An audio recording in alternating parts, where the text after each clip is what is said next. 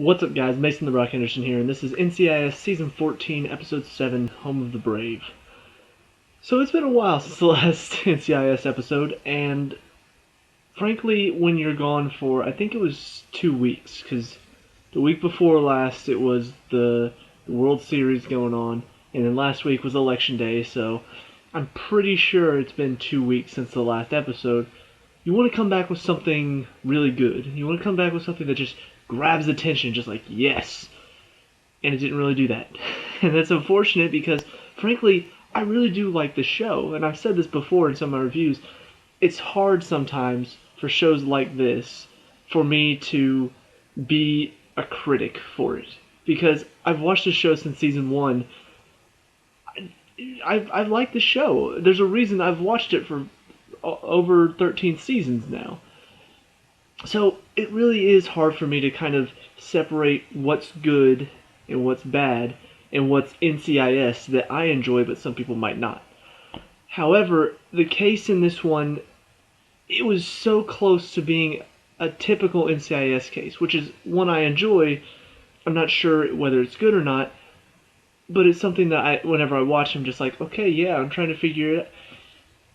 As soon as I saw that little kid, not little, he's probably like 16 or 17.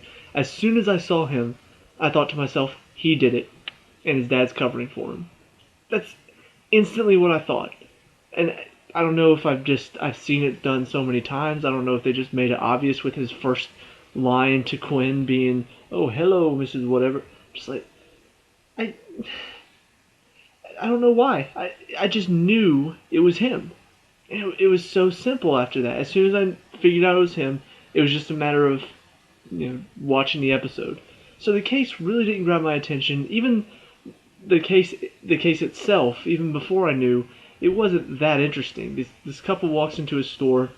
They see the Marine guy. He's over a dead body, and then he runs away. And they track him down. It turns out the reason he's running was immigration stuff. But I'll talk about that in a second. But that's pretty much it. Robbery gone bad, guy gets shot. And so it's just tracking down the car, tracking down the shoe. They do that. One guy turns out to be he likes identity theft person. So that guy kind of led nowhere. It was just another suspect in the case. They talked to the kid and his dad, and then I can't remember who the third one was. I think it was somebody who's already dead or something like that. But either way, it didn't really grab my attention. It was pretty easy to figure out.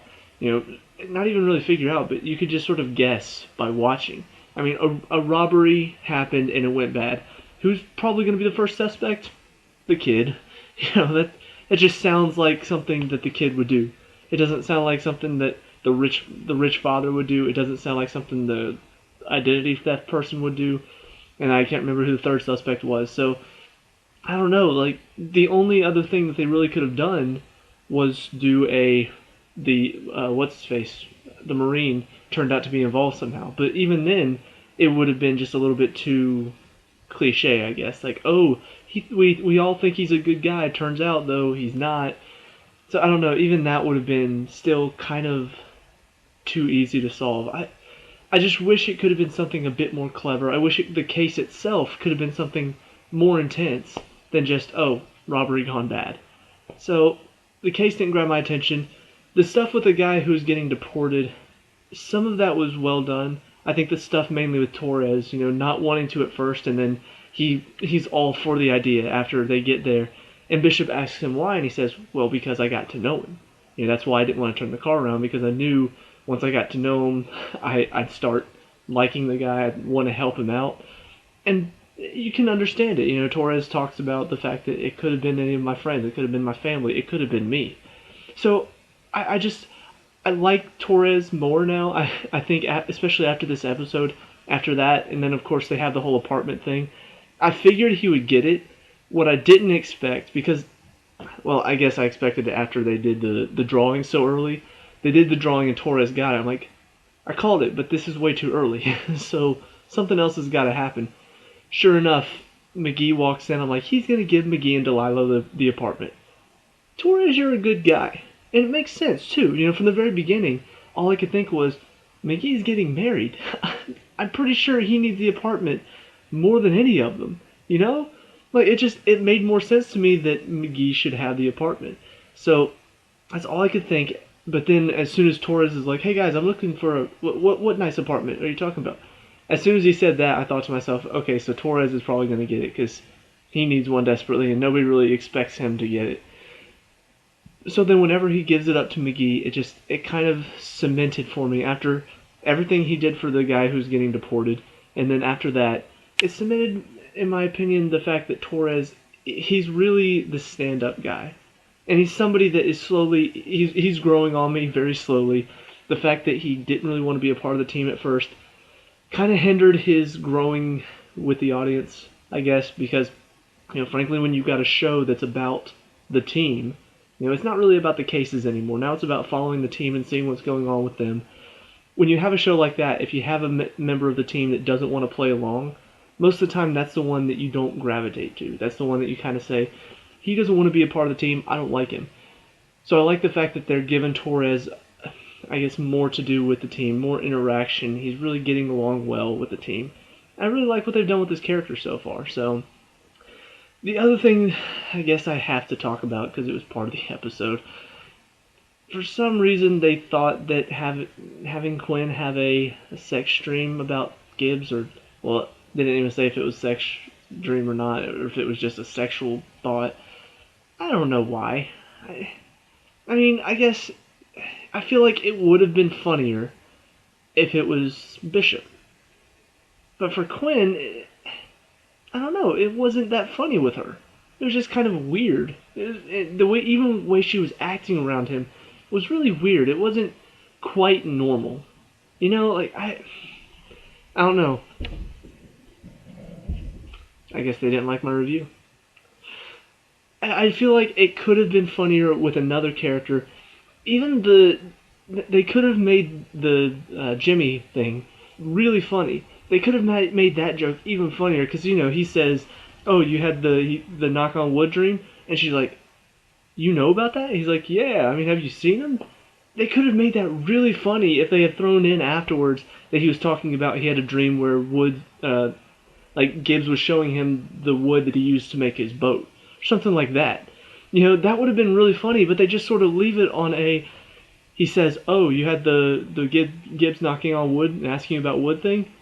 And it's just like, how do you know about that, Jimmy? That's kind of funny, and then doesn't go anywhere. It just sort of stops. So much potential with that joke, and you just wasted it by not saying anything about it. So I don't know. Overall, that joke, it kept going throughout the episode. It was awkward when it was going on.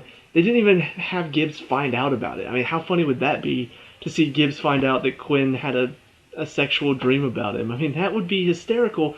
They didn't even have that. They just have it to where he says ... on an ellipses when he's reading, and it's just like, "Oh, I got over it. I can't believe he said that." And that was it. That was the huge punchline. It's because Gibbs says ... instead of just ellipses. That went nowhere. So, I don't know. The humor was there at times, not in that joke, but with Torres, there's some funny moments with him, with McGee and Senior selling the apartment, which, as much as I do love Tony Senior, it kind of made me miss Tony. So I'm sad that he's not on the show anymore. I really wish. Hopefully they'll at least bring him back for at least McGee's wedding or something like that. Hopefully he's just not off the show forever, because he's still doing a CBS show. I can't imagine why they couldn't bring him in for an episode as a guest star.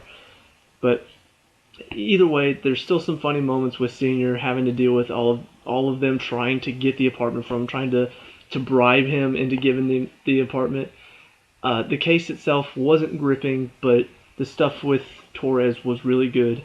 And then, of course, the end I thought was really good with Torres giving McGee the apartment. So overall, it was just an average episode, and for me, it was an average episode. So normally NCIS, I don't know, if my standard is here for NCIS, I would say it was about right here. And like I said, because I like NCIS, that standard may be lower for some people. But all I know is it's season 14. I really want them to step up their game, to bring something that's really going to grab my attention and make me want to continue to watch this season, next season. If they are going to go for another season after that, I don't know. But they need to do something interesting to get me hooked. And episodes like this just make me say, we're still doing the same thing after 14 seasons. Can we do something a bit different?